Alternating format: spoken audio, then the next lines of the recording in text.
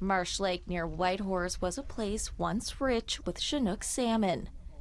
Decades ago, Kwäch'än people gathered here to harvest a highly valued fish. While First Nations can no longer harvest in Marsh Lake, the importance of Chinook salmon lives on. There's this one young boy. They gave him a copper necklace. He had this copper necklace. And, for knowledge keeper and former Kwäch'än First Nation chief Mark Wedge, the story of Salmon Boy is a cautionary tale about what happens when salmon are not cherished. The story tells of a young boy who throws a salmon head away in disgust. Salmon people sweep the boy into the water, turning him into a salmon and showing him their world. And what my mother said is that you have to live your life like a salmon, because they're constantly feeding the world. They're constantly giving to the world. They feed the people all over the world. They'll travel all over these oceans. Salmon numbers have dwindled over the years due to cumulative impacts of extreme environmental events and habitat loss. Most recent numbers gathered from sonar at the border of Alaska and the Yukon show around 15,000 Chinook.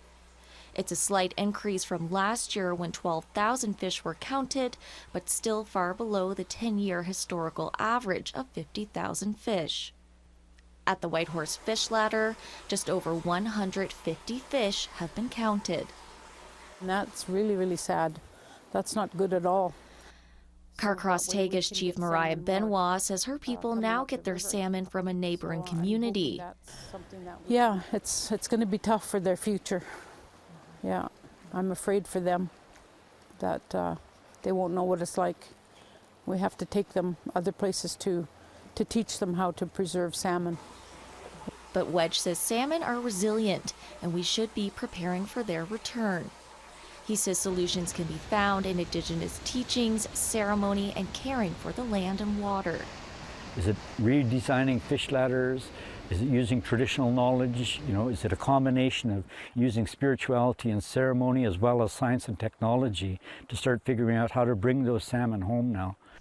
While places like Marsh Lake are without salmon for now, Wedge believes they will return as long as everyone does their part.